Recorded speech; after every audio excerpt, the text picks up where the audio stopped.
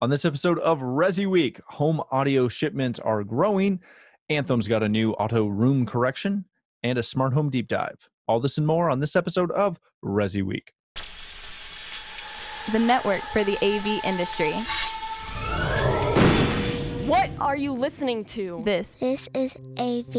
This is AVNation. This is AVNation. This is ResiWeek, episode 170, Captain Optimism. Support for AVNation is brought to you by Chief, the global leader in commercial AV mounting solutions, and by Middle Atlantic, what great systems are built on. Welcome to ResiWeek. This is your weekly wrap-up of all the latest news and stories for the residential AV industry. I'm your host, Matt D. Scott for AVNation.tv. And today I'm pleased to be joined by Jason Savage. He is our one and only West Coast Sony CI guy. How you doing, Jason? Pretty good, Matt. How are you guys doing? Doing fantastic. Thanks for joining us today. Then we have my good friend, Henry. He is the president of Livewire and the co-founder of Paracel. How are you, sir? Hey, Matt. Good to be with you, man. Thanks for having me. Thank you so much for being here. And last but certainly not least, we have the one and only Joe Whitaker, president and owner of Thoughtful Integrations, formerly known as The Thoughtful Home, if you haven't been following his social. How you doing, buddy? I am doing well. Thanks for having me on again. Thanks for being here. This is the first time you're here under the new branding. That is right. All right, gentlemen, let's kick this off with a story that comes to us from Residential Systems. Home audio shipments are growing globally by upwards of 20%. Essentially, there has been some fantastic home audio equipment growth throughout the industry year to year over last year. And this is coming to us from Future Source Consulting. The surprising numbers that came out are specifically that Amazon has regained its position as the number one home audio vendor. 5 years ago, I never would have said that. Taking the crown away again from JBL/Harman, who dropped back into second place. Jason, I want to start with you on this. You guys are on this list as well as far as leading in revenue as a toss-up between Harman, Bose, Sony, yourself, and Sonos.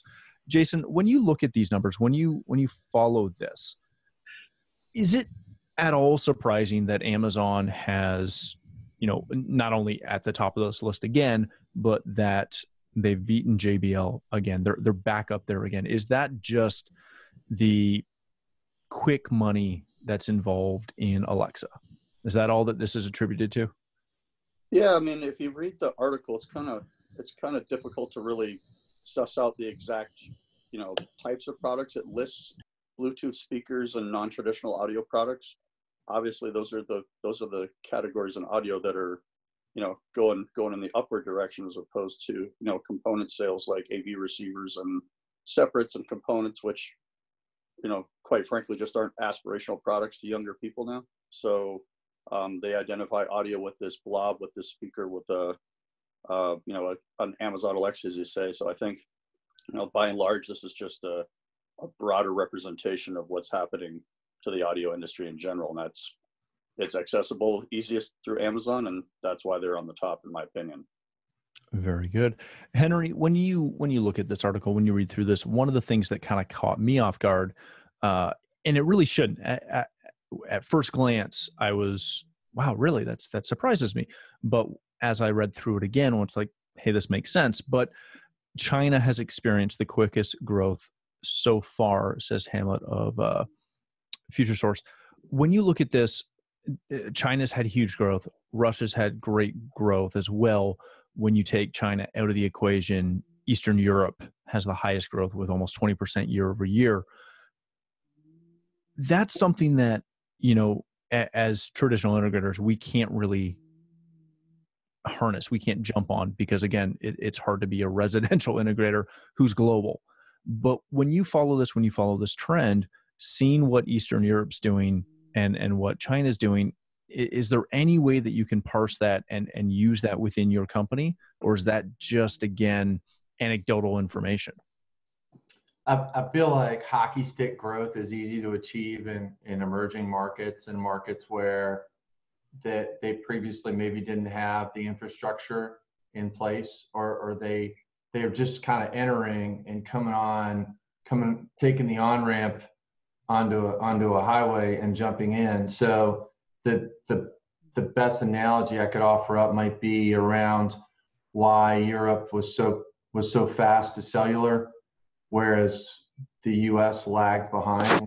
We had this great copper infrastructure at the time, whereas a lot of European markets had nothing. And so jumping to cellular and achieving this hockey stick growth curve over this short period of time in the early to mid 90s was a lot easier, but maybe also a little misleading as to where the market was going to shake out long term. So it'll be interesting to see where those markets like China and Russia and some of those shake out long term, and what do I derive, or what can I bring back home and use in our business.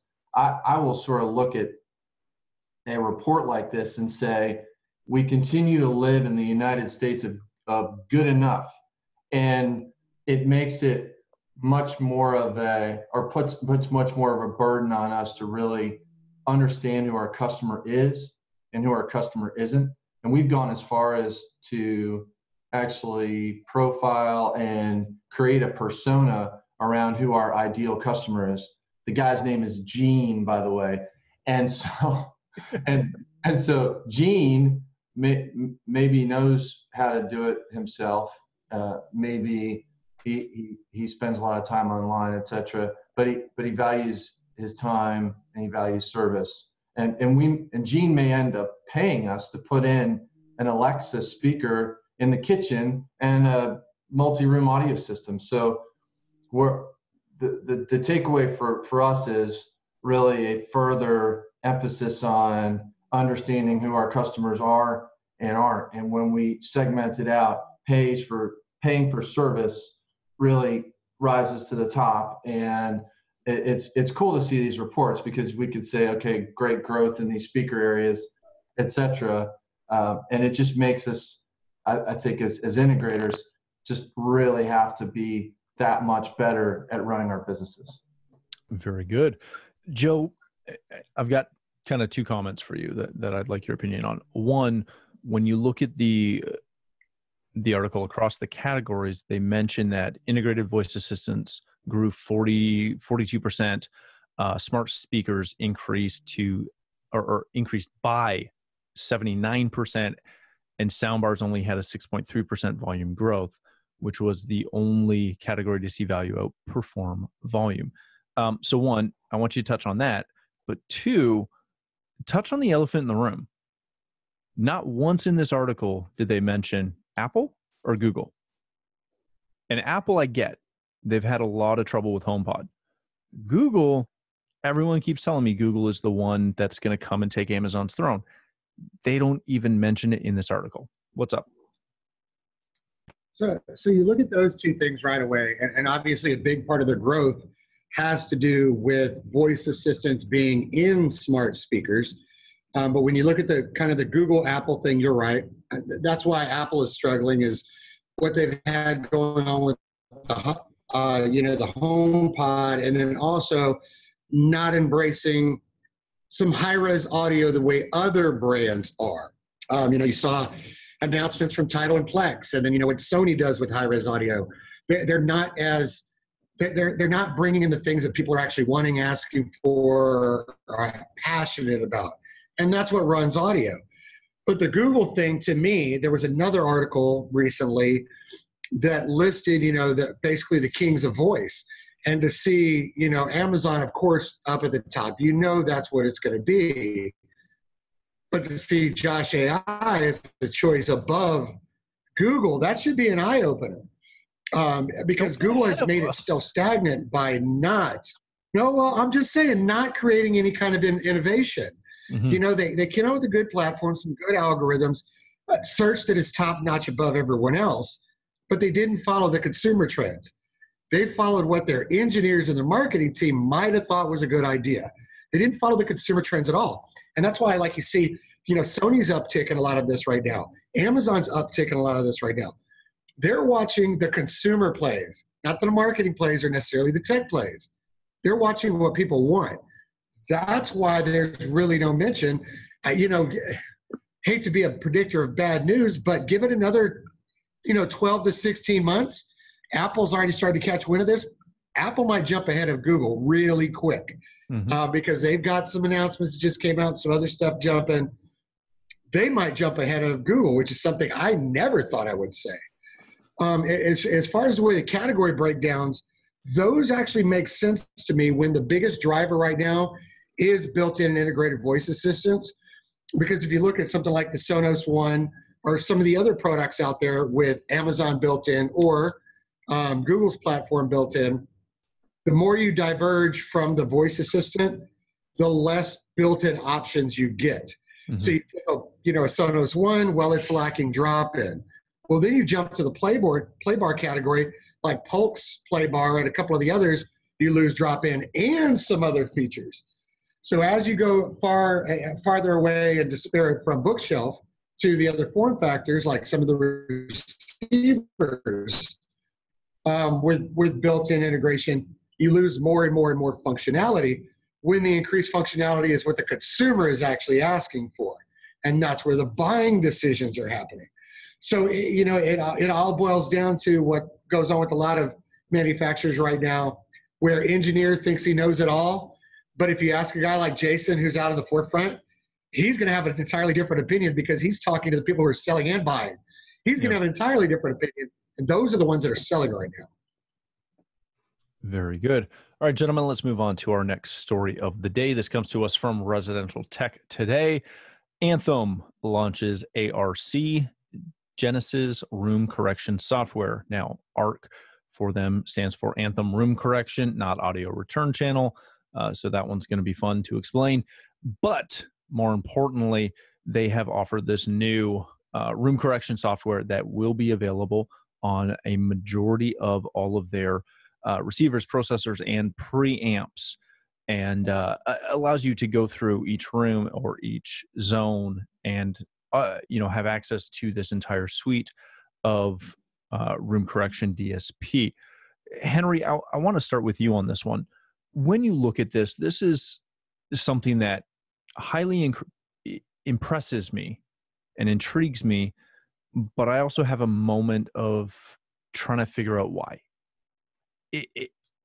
And maybe I'm wrong. Tell me if I am, but I love the option of having DSP for every speaker in every zone, et cetera, et cetera, et cetera. I get it on a home theater receiver. I don't necessarily understand it on a lot of multi-room applications. What am I missing? Am I missing something? What's your take on this? I feel like the idea of smart has now crept in to this space, especially now if you look at the new Sonos amp and their partnership with Sonance and their apparent ability to auto detect speakers when they're connected. So this notion of DSP now has crept in even to the customer's consciousness, where there's an understanding now that the amplifier and the speaker now can sort of understand each other a little bit, and programmatically there can be performance enhancements that are engineered sort of end to end. I mean, I think about Jason's world of sort of a movie that's shot on a Sony camera, mastered on a Sony board on a Sony display, and then displayed using Sony technology from sort of, as they say, Lutron says, fingertip to eyeball, or the Sony experience of from the camera to the display. Yeah, lens to living room. Lens to living room. Nice. So I think sound has kind of. That's why they pay me the big bucks. Yeah, so sound is really sort of gone down that road, and so announcements like this and more DSP matching, etc. I mean, I think by itself is the room correction software that interesting. I don't know. There's a bunch of solutions like this that are out there. I mean, you've got Trinov, you've got other DSP smart matching capability across different manufacturers, and so, but the notion of the audio video receiver saying, hey, what speaker's connected? And I've got a preloaded curve for that speaker, already loaded in. I mean, that whole world, I think, is really exciting, especially around Atmos and some of these surround sound formats. For multi-room audio, I feel like that has the same kind of concept, because again, you can say to a customer as you're designing their solution, hey, this amplifier has preloaded profiles for this set of speakers that we're installing, and so it's optimized for the best performance. And I've heard it. I mean, I've heard the difference. So to me, it's not just a sort of marketing mumbo jumbo. So I mean, to me, again, the takeaway here is just heightened awareness of DSP, and it's not going anywhere. And now consumers are really starting to understand that piece a little bit more. Joe, I want to come to you on this. This is something that, you and I do a lot of work in commercial as well as residential. Not to say that you don't either, Henry, but specifically for Joe, DSP is something that we deal with in commercial every day. We don't sell amplifiers that don't offer DSP. It doesn't happen anymore in commercial. Residential, that hasn't been the case necessarily unless you're in, true AVRs. When you look at this story, the one thing that stood out to me was, yes, they have a full line of room correction, et cetera, et cetera, et cetera, but they don't necessarily mention anything about profiles. And you and I both know from the commercial space, EQing a system is significantly better when you have a speaker profile. Is that something that, and Henry alluded to this as well, but is that something that is going to maybe not give the full benefit of this, the potential of this product? In residential, no. I don't think it is. And here's the reason why. For one, they made a massive mistake calling it ARC. Okay, that's audio return channel. Let's not be, mixing up acronyms where we're saying one word to mean two different things. But the thing is when you look at this, this is a trend that was started by Sonos with TruePlay. So let's look at that it's already been pushed in front of the consumer's face years ago. So now you've got Anthem doing it. You've got ELAC doing it on a massive scale of multi-room audio.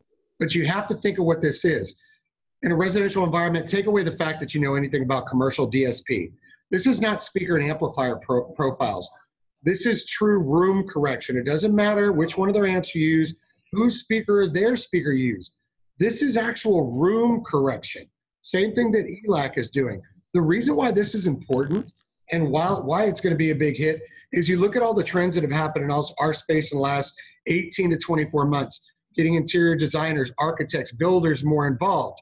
Now I have a way to take one set of speakers, one model, use them in 8 different rooms with 8 different zones, go to the most reflective room in the house, which is the kitchen and the bathroom with all its tile and its marble and its hard surfaces and its mirrors, and then take that exact same amp, the exact same model speakers, put them in a nice fluffy room, like a master bedroom with carpet and king-size beds and heavy curtains, and be able to produce the same performance with the same model amp, same model speakers. That's what makes this big. Not the DSP side and profiles, but actually being able to do correction on the room side. Mm-hmm. That's where the power in this is. There's a chat going on for those who can't see, and that just kind of made me laugh because master bedrooms are fluffy. So, but that's where the power comes into play, is the fact that they're getting away from the commercial style where you take a pair of EVIDs and you pair them to a QSC amp, or, you're using something even better. No, this is actual room correction, which is something that Sony started. To me, it's a bite off of TruePlay and Sony's room correction when they came out with the first 2 microphone for double microphone built in for a surround receiver. It's a mix of those 2 things, actually doing real room correction.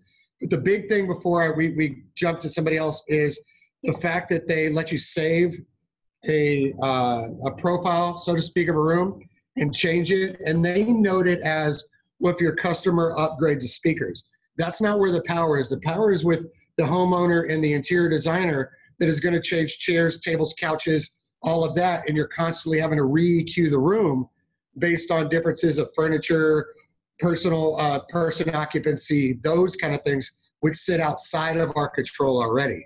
So that's one of the powerful things in there that I like, is thinking of it as room correction, not necessarily speaker or amplifier correction. Very good.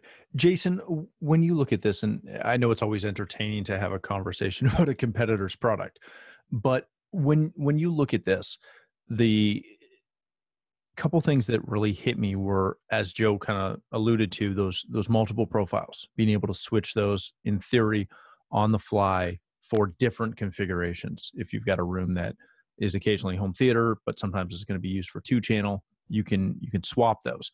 But also the ability to go back, because this is going to be somewhat backwards compatible.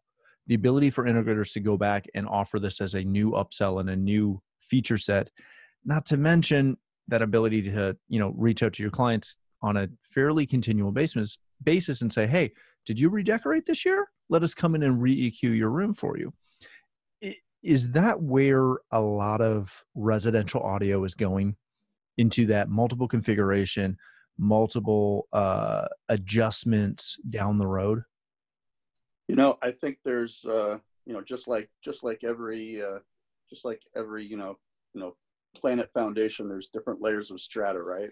So if you were to draw a comparison to the integrator field, you got different levels. You've got the guys that are doing track tones and, simple upgrades with your, over-the-counter type amplification. And then you've got, some really serious integrators out there that have access to products like Anthem and really sell all of that stuff. So I think, I think this is a pretty targeted shot at a segment that's very crowded. I mean, if you look at segment leaders like Dana Innovation, they've got speakers, they've got amplifiers, they've got the technology that's all geared to work together. And, that's a story that, dealers can sell. This is a story that Paradigm dealers and Anthem dealers can sell. You say, look, not only can we do the cool things that we can do in the media room and the theater for you, but we've got sub out in every room. So if you want to drop some 12s in there, we can boom it out. But, we also have the ability to take that high performance capability and what Joe was alluding to and recreate that experience anywhere you want to. And we have a speaker package to match. And speaking as a manufacturer, those stories and those integrated systems, the bigger that you can build them, the better you can sell them. And at the end of the day, the more money you're going to make doing that. Very good. All right, gentlemen, let's quickly hit the last story of the day. This comes to us from CE Pro and the one and only Jason Knott. It is a smart home deep dive, profiling a typical smart home installation. Definitely go check this out, read this article through and check out the slideshow with the infographics. There are some really interesting takeaways from this. So I want to go around the table reasonably quickly, just because we are slowly and surely running out of time, mainly because I invited Joe, and that's a problem. Love you, mean it. But to kick it off and let Joe set a great example for us. Joe, when you look at this, when you read through this article, one of the takeaways I had was that pricing, for the most part, looks flat. Essentially, 67% of integrators said that they do not plan to increase their installation costs in 2019.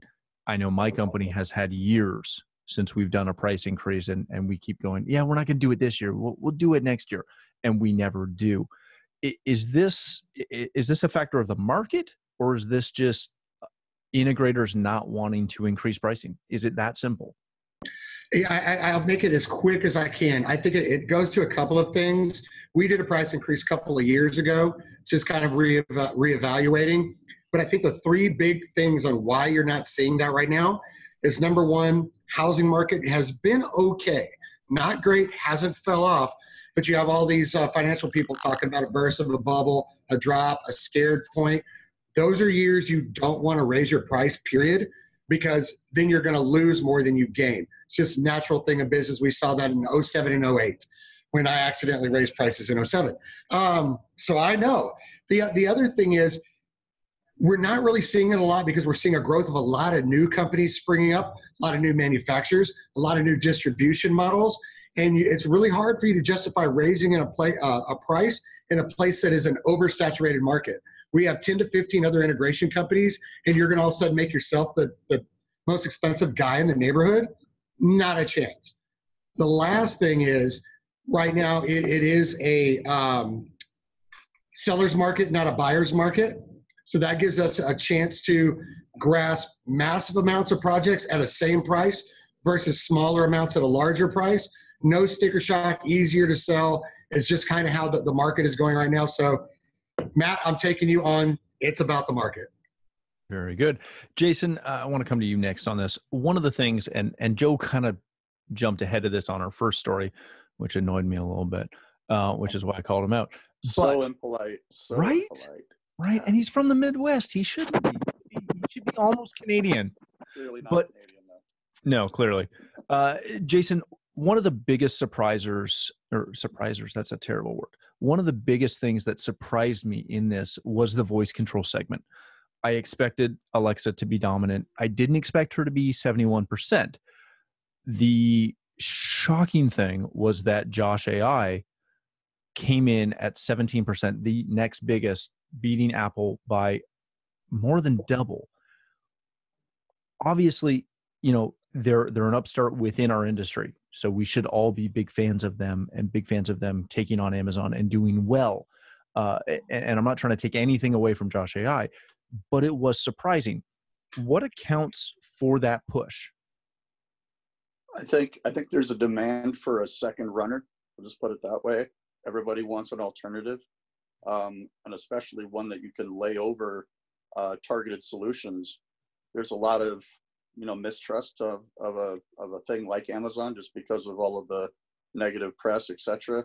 If there's this other alternative that can do all of these other things, and I can talk to it just like Alexa, but maybe I'm not farming out my information or whatever any of those conceptions are, I think that's really where the strongest interest in that is being generated from, speaking from somebody that has voice integration built into his products and stuff that I deal with every day. Josh is targeted at an audience that isn't broadcasting your information outwardly or directly. So I think just based on my own personal opinion and observation, that would be the perspective that I have on that. Very good. All right, Henry, I'll allow you to wrap this up for us. The last thing that stood out to me was that essentially 60% of integrators believe that their smart home installation business will grow this year. Only a third of them thought that it was going to be flat, and 3% thought it would drop. Those numbers honestly surprised me. And if you followed the show for a while, you probably know why. Did this surprise you? Is this what you expect to see? Or is this just the standard optimism that we as business owners really have? I feel like we'll get a chance to gut check this a little bit against the benchmarking survey. So CEDIA does the benchmarking survey. And so, 60% around optimism. It seems a little bullish to me, especially in a sample size or a sample where the average profit margin for smart home installation, they recorded at 33%. Yeah. 33 points. In a world where we we look for 40 plus points on Resi and commercial at like 37, 36, to see this sample size talking, with a mathematical average of 33 points. I wonder about the types of jobs. I see the average is a 25 installation per year, kind of cadence, which doesn't really, that's not out of line. That's pretty typical for CE Pro 100 type company. I feel like it's a little bit of a rose-colored picture, where I feel like even's probably up for this year across the board. And I think we'll probably be entering a correction at some point. So it seems a little rose-colored right now. I think there's categories that are growing, that are experiencing some movement north. Services is probably one of those, and some of these other areas. But yeah, it just seems a little optimistic. And by the way, I'm Captain Optimism. I always think everything's going to be awesome, but it does seem a little bullish. Very good. All right, gentlemen, thank you so much for joining us. That's all the time we have today. Jason, if people want to connect with you and potentially learn more about Sony, where can they do that? Sure. So actually, it's a great segue. We're just starting off our national CI Sony line shows. So if you're a Sony integrator anywhere around the country, check with your local sales rep company, and they'll be able to give you the dates and the times of where we're going to be doing that. 8K will be making appearances at some of those shows, so definitely like to see some of you guys out there. Also, if you want to see some how-to videos on some behind-the-scenes stuff on Sony stuff, check out my YouTube channel, The Savvy Systems, and you'll be able to find some tips and tricks on how to trick out your Sony TV, etc. Very good. Fantastic point there. Henry, thanks so much for joining us. If people want to connect with you, learn more about Livewire and especially Parasol, because you guys are doing some really cool stuff there, how can people connect with you? Sure. Yeah, if you want to check out our website, it's www.getparasol, like the umbrella.com. And we're on Twitter at getparasol. And then I run an integration business called Livewire, and we're on Twitter at GetLivewire, Facebook, the same thing, GetLivewire, and then my own email address. Email me anytime. I love talking about our industry. Henry at GetLivewire.com. And thank you again for having me. I love you guys. Of course. Thanks so much for being here. Joe, as always, I always appreciate it when you're here. Let me tease you a little bit. If people want to connect with you, learn more about what you do over at Cedia, as well as, of course, Thoughtful Integrations, where can people do that? Right now, the easiest way to find us is on Facebook at Thoughtful Integrations, on Twitter at Integrator Tweets. That's a good one, right? And the new website for Thoughtful Integrations should be up here in a couple of weeks. So right now we're still at the Thoughtful Home. And like always, you can always find me at Cedia. Excellent. Well, thank you, gentlemen, so much for being here. For myself, if you'd like to connect with me, you can find me at Matt D. Scott on Twitter and pretty much every other social platform. But more importantly, please stop by AVNation.tv, where you'll find this show as well as a wide variety of other shows with all the verticals that we cover. When you visit the site, please take a moment to check out our supporters. We are extremely thankful for their support and ask that you support them as well. Thanks again for watching. That's all the time we have for this episode of ResiWeek.